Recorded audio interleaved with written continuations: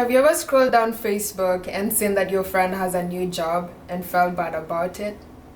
Or scroll down Instagram and you see this couple that's always traveling and you're just like, why can't I have their life? Well, today we're going to be talking about social media and how we can excessively compare ourselves on it and how we can overcome that. Exactly. Yeah. So, hi, my name is Kerubo and welcome to Dadas Lounge. Hi, I'm Ronique. I'm a friend of Karubo's. We went to college together, and at day I am a marketer, but by night I am a blogger at shesquietconfident.com. Awesome. So, Ronique wrote this piece about comparing ourselves on social media and how she's so over it. And when I read that piece, I had gone through about a year or many years of comparing myself on social media and had overcome it finally. And when I saw the article, I was like, wow, this is something we connect over. Could we make a video about this? Perhaps there's another person that feels like this or has gone through this challenge of comparing themselves on social media. And how can you get to the point where that does not get to you? Yeah, so I'm sure a lot of people have this experience. Similar to Karubo, it was probably like 2 o'clock or 3 o'clock in the morning and couldn't sleep, and I was just scrolling through Instagram and I was just like, everybody's life is so perfect. People are smiling and someone just got a new job that I wish I had, and people are traveling and everyone just seems so happy, and I was just like sinking deeper into like this pit of just self-pity and hate and just jealousy, and like eventually I was just like, I can't do this anymore. I'm not feeling good about myself. I'm becoming this person that I don't like. I'm supposed to be happy for these people. I actually like these people, but now I have just this feeling of envy over their lives, and I was just like not happy with who I was seeing myself becoming. So I just knew something needed to change. My perspective needed to change. Yeah, that's awesome that you were able to do that without leaving Facebook or Instagram, because in my case, I completely shut down my social media platforms. And initially, I used to think it was, I waste too much time on here. But when I truly was honest with myself, I realized that I was almost envious or truly jealous of the people that I saw on social media, particularly with their job situation. They're getting awesome jobs, they're traveling to the islands again, and the blue skies and the blue water just looked so good. So for me, the way to deal with that was living, and in a way it worked for me. I was able to silence that noise and focus on who I truly was and what I bring to the table, and then come back with this mindset of, okay, this is who I am, and you're doing that, awesome, I'm happy for you, and I'm just gonna focus on who I am as well and build that. And I think for some people you kind of have to take assessment of where you are. Like for you, it was important for you to take a hiatus from social media, so you can like get in tune with who you are and kind of shut out that noise. Like maybe I was still obsessed with the social media a little bit, but I personally didn't have to take a break. It was kind of like I needed to adjust my mindset. So I began reading things about how not to compare yourself to other people, and just becoming more in tune with the qualities in your life that are awesome, the qualities in yourself that make you different and special, and just realizing that social media in itself is not a bad thing. These people who are posting like great things about their lives, they're not bad people out there to make you feel bad about yourself. It's really within you that you kind of need to take care of, and be mindful of how you're processing things. In the article, you give 6 reasons why comparison sucks, and one of them you say that it's unfair to compare yourself or like the worst in you. Because you know all your flaws. You are intimately aware of all the bad crap that's happening in your life, all your negative traits. But what you see on social media are the highlights of everyone's life. You're seeing about this new job that they got, this new relationship that they're in.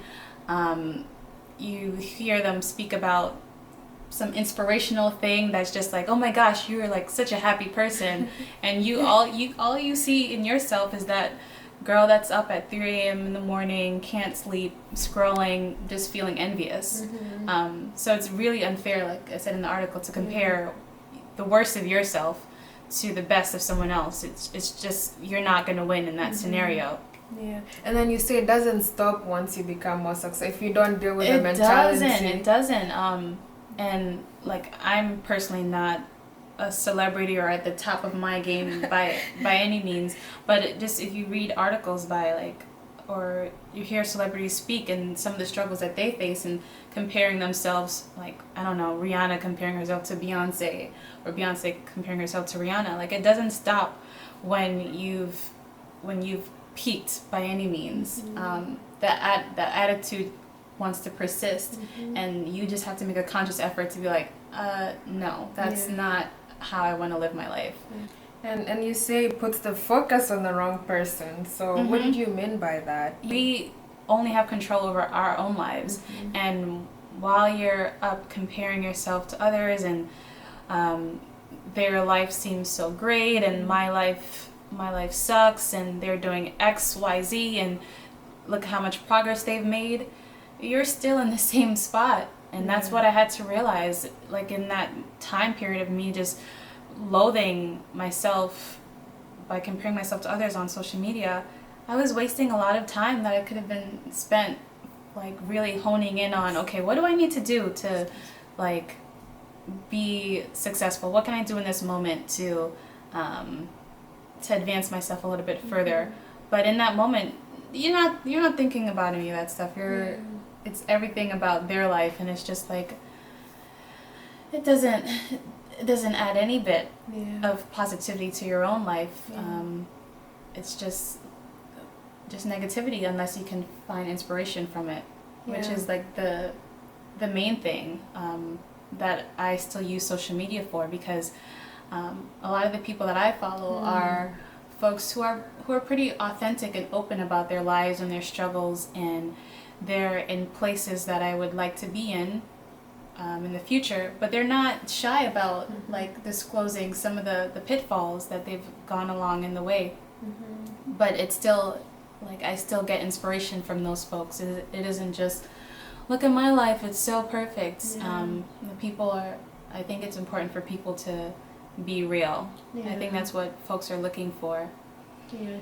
So one of the things I liked about your article towards the end is where you talk about acknowledging your own successes as well. Because if you start to write down maybe 5 things you're grateful for the day or for the month, you start to find that you've really had some awesome experiences as well. No, and it's so important, and it's one thing that kind of, like, that made me have like a mental switch in my head, where I'm just like, oh wow, that person has a job that I think is super cool, and you can focus so much on what they have, but then I did a mental switch, and I was just like, oh my gosh, the people in my life are so awesome. They're really awesome, and they love me so much, and they're there to support me, and how lucky am I to have those folks in my life. Or I found this outlet where I can write and inspire people, and I'm using my gifts and something I'm passionate about, and how lucky am I that I get to have this outlet. And then you really start to think about just how awesome, like, your life is in its own unique way, and you realize, well, I'm blessed myself. When you compare yourself to somebody else, you're just looking at the results. You want part of the process. You don't know how much they had to work to get that award, or how hard they had to network or whatever to get that job. And people, they don't, because now we've created this culture of we're only showing our successes, people, they don't post about the struggle. And this is an issue that I have too, where we only post when we get that job offer, or when he proposes, but we don't talk about the fight that happened a few months ago, or the fact that this acceptance came with 150 rejections in the past. We don't post our rejection letters, so we don't take people along in the process, and then we forget that there is a process, like, actually, that it's not just that one event that's being like paraded and congrats. It's not, that's not just it. So that's something that we have to remember ourselves, that we might just be seeing like the end product, but we weren't there for the journey. And if you can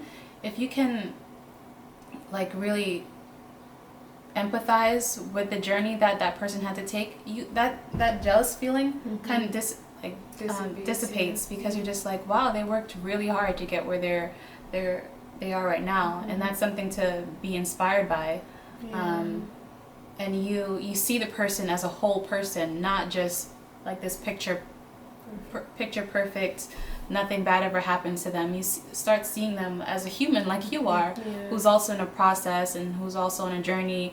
And yes, they might have had their moment right now, but you're gonna get your moment. Like, we're all in our own journeys. There really is so much joy when you see like people like achieving, and it makes you feel like, okay, I can do this too.